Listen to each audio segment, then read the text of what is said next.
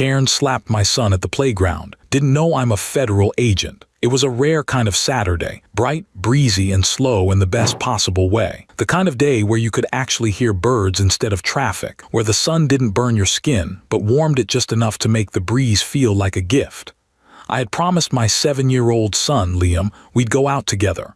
No work calls, no checking emails, no sneaking glances at my phone. Just me and him. I owed him that much.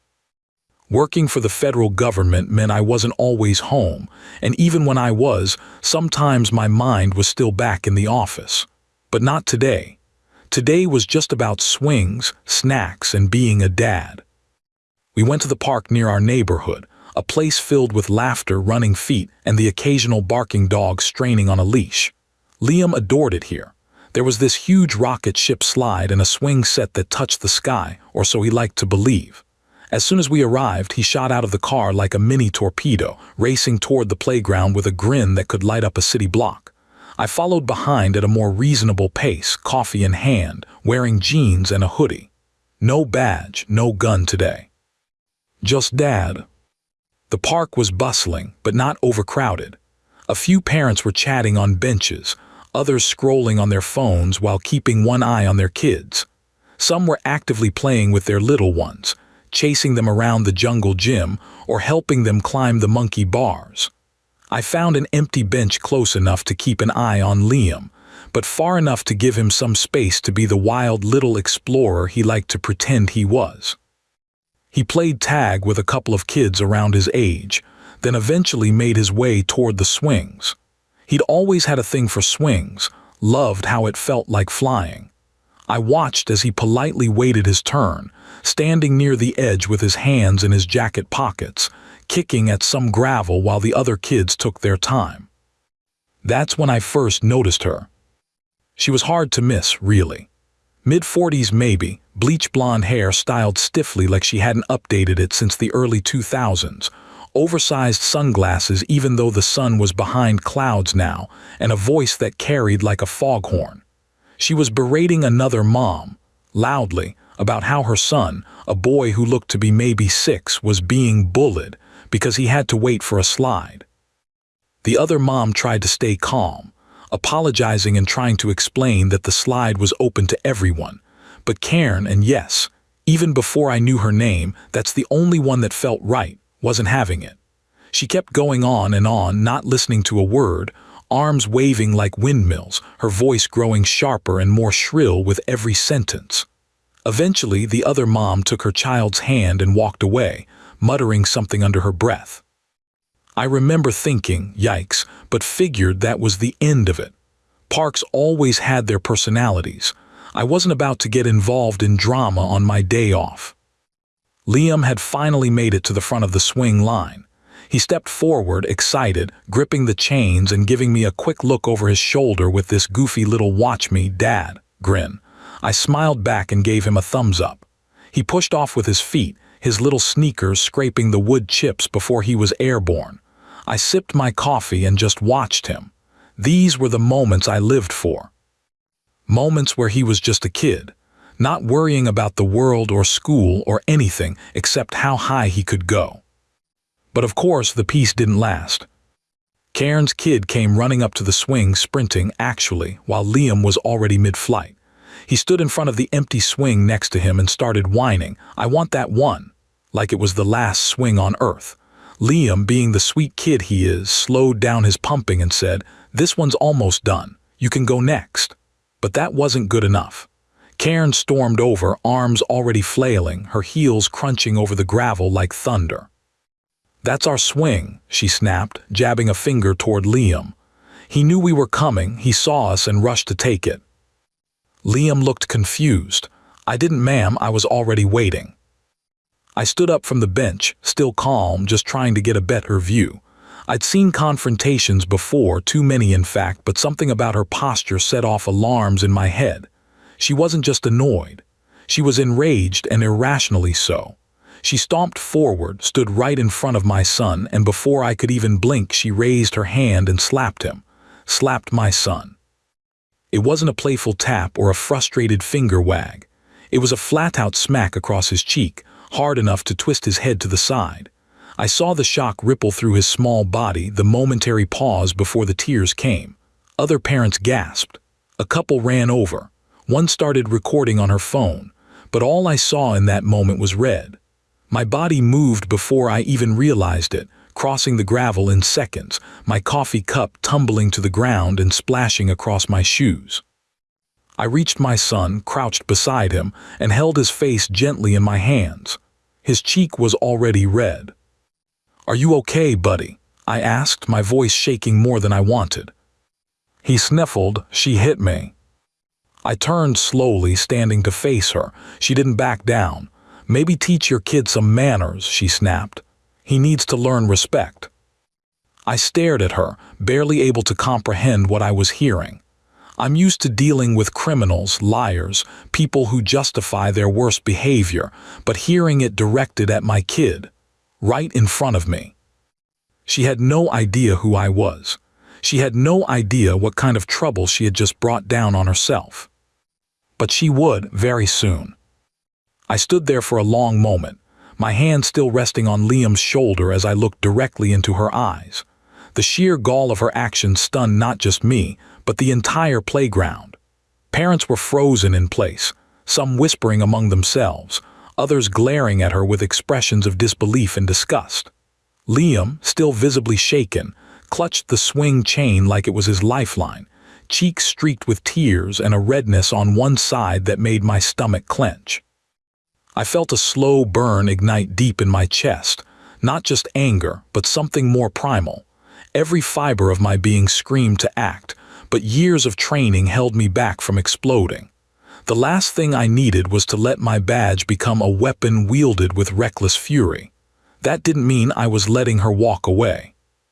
Karen, for her part, was completely oblivious to the storm she had just invited into her life. She crossed her arms, chin raised like she had done the world a favor. "Parents like you are the reason kids are so entitled these days," she spat, voice loud enough for everyone to hear. "My son has just as much right to that swing, and yours needs to learn to share." Her own kid, standing a few feet behind her, looked more confused than anything, shifting uncomfortably as if he wasn't used to this level of escalation. Or maybe, deep down, even he knew his mom had gone too far. I gently moved Liam away from the swing and guided him toward the bench where I'd been sitting, crouching beside him again to check his cheek. It was warm and visibly swollen. My heart ached seeing him in pain. I whispered, "You didn't do anything wrong, okay? None of this is your fault." He nodded, but I could see the doubt creeping into his eyes. That was when I decided this wasn't just about my son anymore. This woman needed to be held accountable. If I let this slide, if I walked away and let her throw her weight around unchecked, she would keep doing it, maybe to someone else's child who didn't have a federal agent for a parent. As I stood, I could feel the attention shift back to me. I could see phones in hands now, parents recording quietly, unsure of what might happen next. I took a slow breath, then reached into my back pocket, pulling out my leather badge case. I flipped it open and held it up at chest level, my voice calm and steady, but with the unmistakable edge of authority behind it. "You just assaulted a minor," I said, fixing Karen with a stare that could freeze a hurricane. "In front of multiple witnesses, including myself. I'm a federal agent with the Department of Justice, and this is not going to go away." Karen's face lost all color. She opened her mouth as if to argue, then hesitated. "Wait, you're joking. You're not serious." Her eyes darted from me to the badge, back to me again. "You can't, I didn't hit him that hard. It was just a reaction. He was being rude." I didn't move. "You hit a child. There are no excuses, no justifications, no amount of backpedaling that erases what you did, and now you're going to face the consequences." She scoffed, flailing her arms again like she was swatting at invisible flies. "This is insane. I didn't mean to hurt him. I just tapped him to get his attention. Are you seriously trying to arrest me over a swing?" Before I could respond, another parent stepped forward, a mom with a toddler on her hip and a phone still recording. "I have the whole thing on video," she said firmly. "You walked up and slapped that kid. Hard. Nobody's going to believe you just tapped him." Others began to nod. One dad chimed in, "She's done this before. I've seen her scream at kids here, shove another kid last month. I didn't have proof then, but I do now."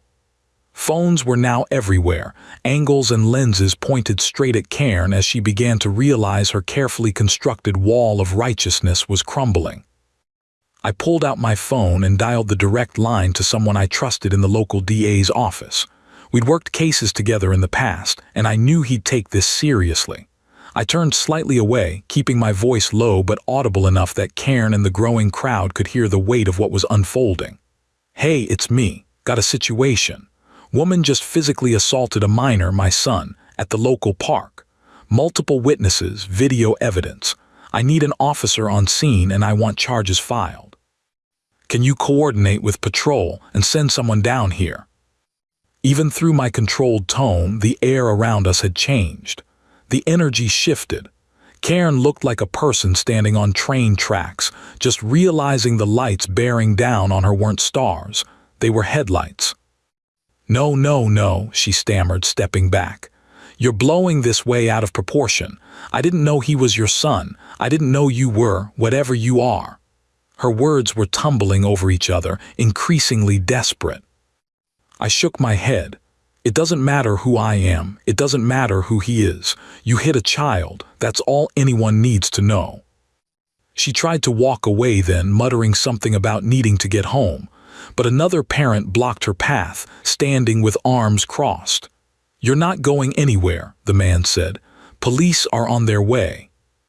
It wasn't long before sirens could be heard in the distance, faint at first but growing louder. Cairn's face twisted in horror, tears now forming in the corners of her eyes, but there was no sympathy from anyone here. Not even from her own child, who now stood well apart from her, staring at the ground. When the officers arrived, 2 patrol cars pulling up near the edge of the park, they moved quickly and professionally. I identified myself, showed them my credentials, and let the video witnesses speak for themselves. They watched footage from 2 different phones, took statements from the bystanders, and gently asked Liam a few questions after making sure he felt safe. Cairn, meanwhile, kept trying to explain. "It was a mistake. I didn't mean to, he provoked me." But the damage was done, and this time there would be a record of it. As she was placed in handcuffs and guided toward the squad car, her shrill voice rang out again, more pitiful than angry now.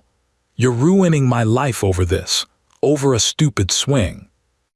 I looked down at Liam, who was still holding my hand tightly, and replied in a voice loud enough for her to hear, "No, you ruined it yourself." After the patrol cars disappeared down the road with Cairn in the back seat, the park seemed to exhale. The tension that had gripped the playground like a vice began to melt, replaced by murmurs of disbelief, support, and even relief. Parents came over one by one, some patting my shoulder, others crouching down to check on Liam, who was slowly regaining his usual cheerful composure. A few of them even thanked me, not just for standing up to her, but for doing what many of them had wished they had the authority or courage to do a long time ago. Apparently, Cairn wasn't new to the park. Stories began flowing like water from a burst dam. One mom talked about how Cairn screamed at her daughter for playing with a toy she claimed belonged to her son. Another dad mentioned seeing Cairn yank a child's arm when they didn't move fast enough from a slide. There were even murmurs that she had threatened to sue another parent for emotional distress when her son tripped on his own shoelaces. Everyone had a story, but until now, nobody had proof, and nobody wanted to escalate things in fear of causing more trouble. She had become a fixture, an unpleasant one, treated like a force of nature everyone tried to avoid. But today, she went too far, and now, finally, something was being done. I sat back down on the bench and gently placed my arm around Liam, who leaned into me and sighed.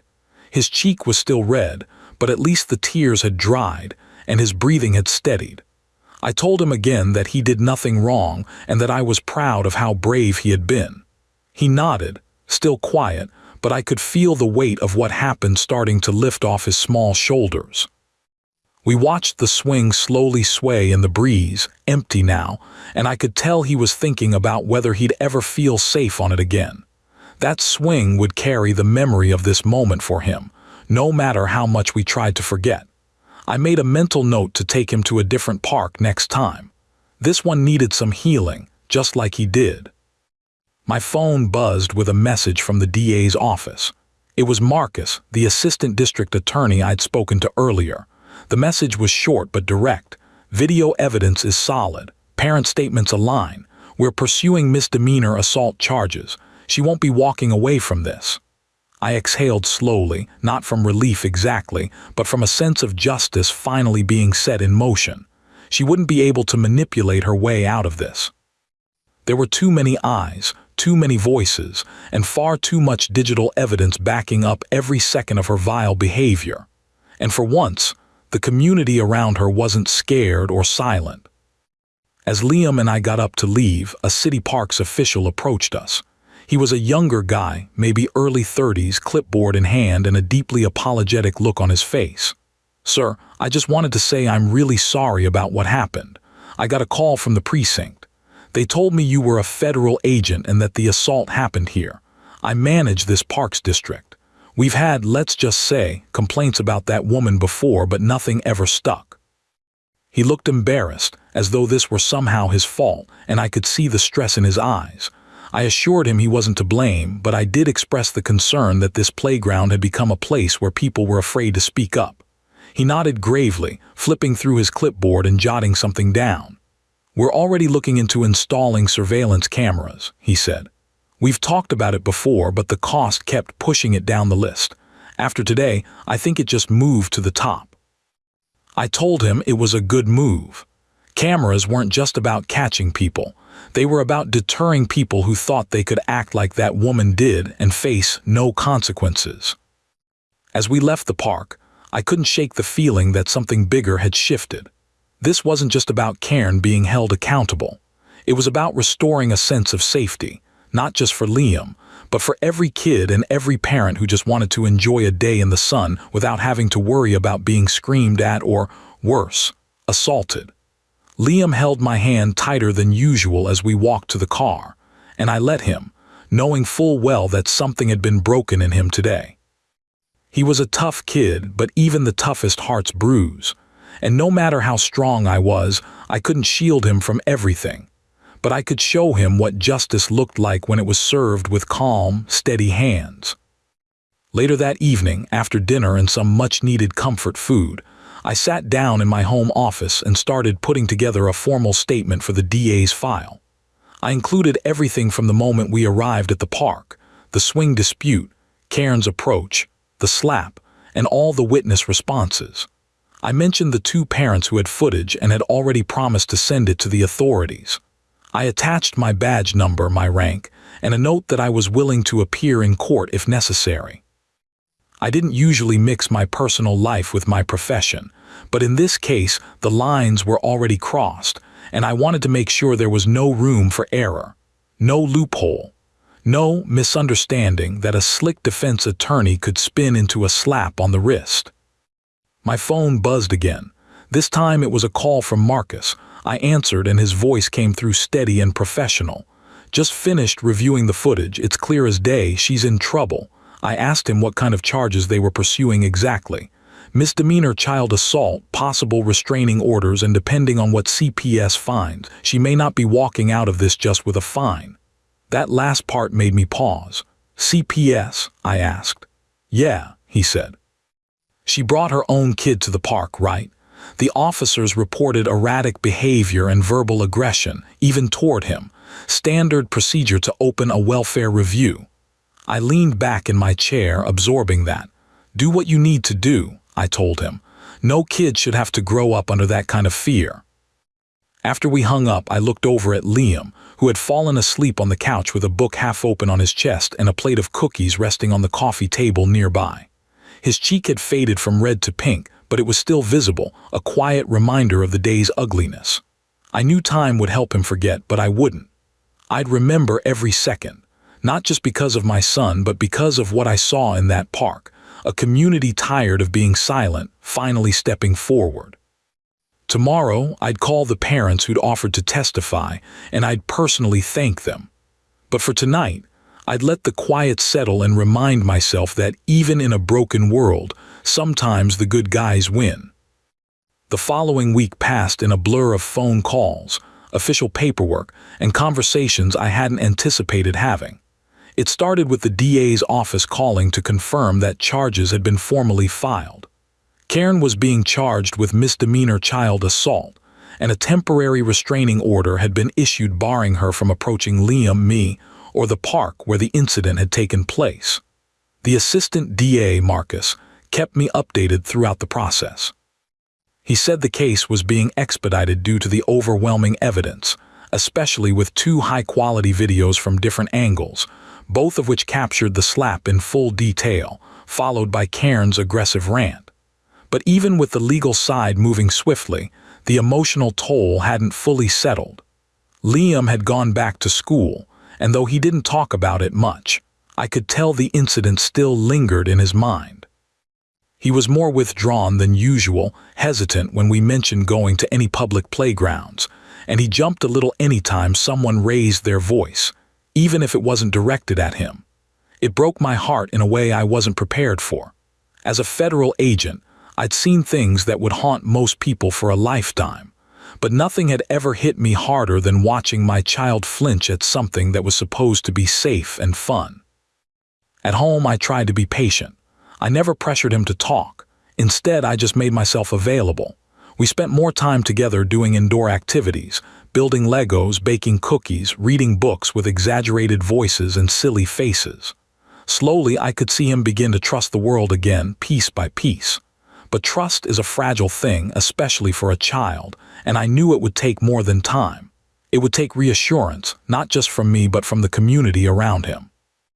And to my surprise, that's exactly what started to happen. 2 days after the incident, I received a call from the local parks department. They wanted to meet with me in person to discuss some changes being considered in response to the incident. I met them at City Hall the next morning. The park's manager, a tall, serious man named Lewis, shook my hand firmly and led me into a small conference room where 2 other staff members were waiting. Lewis explained that after Karen's arrest, they received a flood of emails and complaints from other parents, some with personal stories of harassment, others demanding action to make the park safer for children. The volume and urgency of the complaints had pushed the issue to the top of their priority list. They were now allocating emergency funds to install security cameras, increase signage about behavioral expectations, and possibly hire a part-time security presence during peak hours. I told them it was the right move, not just for Liam, but for every child who'd ever been made to feel unsafe in a place meant for laughter and play. Lewis nodded, adding that it shouldn't have taken this long or this serious an incident for action to be taken, but that sometimes it took a visible spark to ignite overdue change. The media caught wind of the story soon after. Local news outlets began reporting on the incident, and though Liam's name was kept confidential for privacy reasons, the headlines were clear. Woman arrested after slapping child at playground, didn't know father was federal agent. It went viral faster than I expected. Online forums picked it up, with people expressing outrage, shock, and a surprising amount of support. Some Reddit threads even made it to the front page under the EntitledPeople subreddit, with thousands of comments. People shared their own Karen horror stories, and others praised the calm way I had handled the situation, comparing it to stories where things escalated far worse. It was strange, being at the center of something that became a digital rallying cry, but I appreciated the fact that, for once, the internet was focused on justice and accountability rather than outrage and division. Karen, from what I heard through legal channels, had retained a lawyer, one of those types who always appeared on late-night commercials promising to fight for your freedom and sue anyone who looked at you wrong. Her initial defense was the usual nonsense. She felt threatened. She thought the child was being aggressive, and she acted instinctively to protect her own child. But the video made it crystal clear she wasn't reacting to a threat, she was asserting dominance, punishing a child for not obeying her unspoken social order. It wasn't going to hold up in court. Marcus assured me of that. In fact, her lawyer had already started floating a plea deal to avoid trial, suggesting community service and anger management in exchange for a guilty plea and no jail time. Marcus asked if I wanted to object, but I told him my goal wasn't vengeance. It was accountability. If pleading guilty meant she would have a record and wouldn't be able to act like this again without real consequences, I could live with that. My only condition was that she not be allowed within 50 feet of any public park for at least a year. That, and a permanent restraining order to keep her away from Liam. The best part, though, was how the community rallied. Parents who had previously avoided the park because of Cairn began returning. The city fast-tracked the installation of new security systems, and within a week, cameras were mounted around the perimeter, with visible signs indicating the area was under surveillance. A volunteer patrol group was formed, local parents rotating shifts during busy hours, just walking the area, greeting families, and watching out for trouble. It became less about one incident and more about reclaiming the space for what it was supposed to be, a safe haven for families. One afternoon, as Liam and I walked through that same park, I could feel the change. It wasn't just physical, it was in the atmosphere. Parents chatted more freely. Kids laughed louder. The swing that had once been a symbol of that awful day was now occupied by a pair of giggling twins, their mother standing nearby, smiling. Liam tugged my hand and pointed to the jungle gym. "Can I go climb?" he asked, a note of cautious excitement in his voice. I nodded. "Go ahead, buddy. I'll be right here." He ran off, and for the first time since that awful day, I watched him play without fear in his eyes. It struck me then just how close we had come to letting one person's toxicity poison something beautiful. But we didn't. We stood up. We pushed back. And in doing so, we reminded everyone, myself included, that justice isn't always about punishment. Sometimes it's about protection, healing, and making sure the next kid doesn't have to learn the same hard lesson. The courtroom was quieter than I expected. Not silent, exactly. There were soft whispers here and there, the occasional shuffle of papers or squeak of a chair. But there was a stillness in the air that reminded me of the moments before a verdict on the cases I'd worked back in my professional world. The difference this time was that I wasn't testifying as a federal agent on a criminal investigation, chasing down white-collar criminals or coordinating sting operations across multiple jurisdictions. I was here as a father, sitting just a few feet behind the woman who had slapped my son across the face, because he was on a swing she believed her child was entitled to. Cairn sat stiffly in her chair, her expression flat, hair pulled back tightly as if she thought appearing neat and composed would erase the memory of what she'd done. Her lawyer whispered something to her, and she gave a brief nod, her jaw set and eyes fixed on the desk in front of her like she was trying to pretend this wasn't happening to her at all. Liam wasn't in the courtroom. I had made the decision early on that he didn't need to be there for the final hearing. He'd already experienced the worst of it, the slap, the fear, the confusion that came afterward.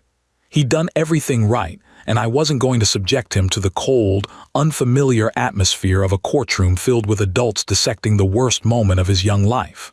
My wife, who had flown in from out of state as soon as she heard what happened, stayed home with him. She cried when she saw the video, not just from anger but from the kind of heartbreak that only comes from watching your child suffer in a world that's supposed to protect them. But now, all the pain, all the chaos was narrowing down to this moment. One final resolution. The judge entered and everyone stood. After the formalities, the assistant district attorney stood up and explained the plea deal. Cairn had agreed to plead guilty to misdemeanor child assault. In exchange, she would receive 1 year of probation, mandatory anger management classes, and 200 hours of community service to be completed within that year. Additionally, a restraining order would remain in place, preventing her from going within 50 feet of any public park in the county for the next 12 months, and she was barred from any unsupervised contact with minors who were not her own.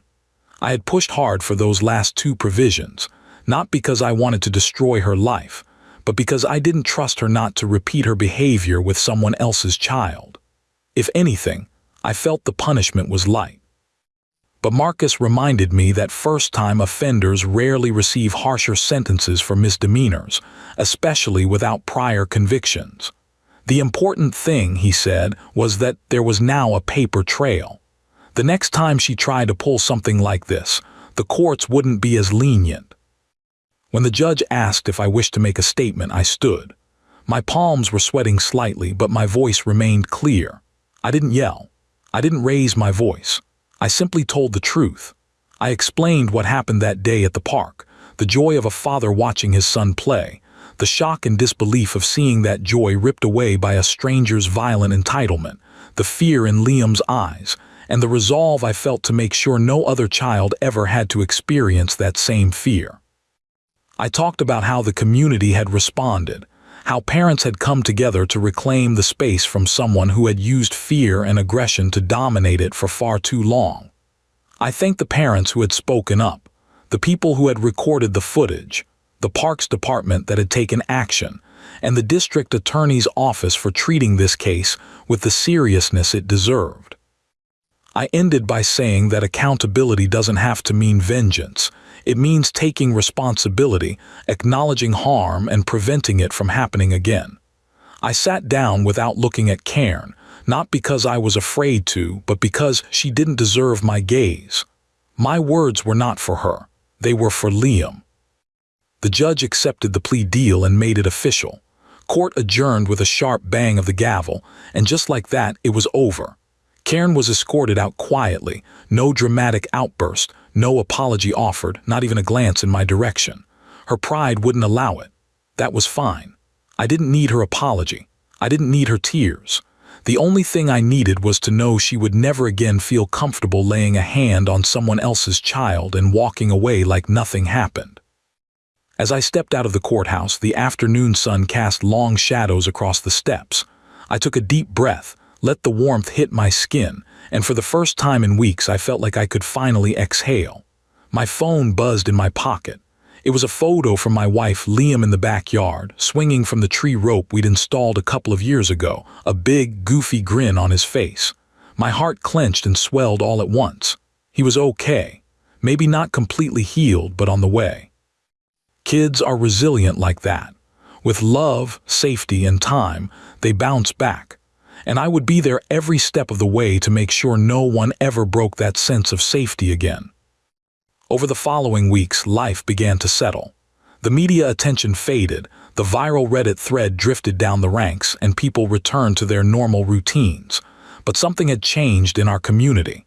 The park felt different, not just safer, but stronger. Parents were more engaged, more connected. The new security cameras were fully operational, and the community patrol continued even after the official watch program ended. The memory of what happened lingered, but so did the unity it sparked. One weekend, Liam asked if we could go back to the park, the same one. I looked at him for a long moment, then nodded. We packed a small lunch, brought a football, and walked hand in hand like we used to. When we arrived, he ran ahead, laughing as he joined a group of kids playing tag. I stood back, hands in my pockets, watching him climb the jungle gym and shout across the monkey bars. Eventually, he wandered over to the swings. For a moment, he stood still, just looking at them like he was staring down a ghost. Then he sat down, kicked his feet, and began to soar. Higher and higher. His laughter rose with every arc through the air, and I knew in that moment something had come full circle. Sometimes justice doesn't look like a courtroom. Sometimes it looks like a child on a swing, unafraid again.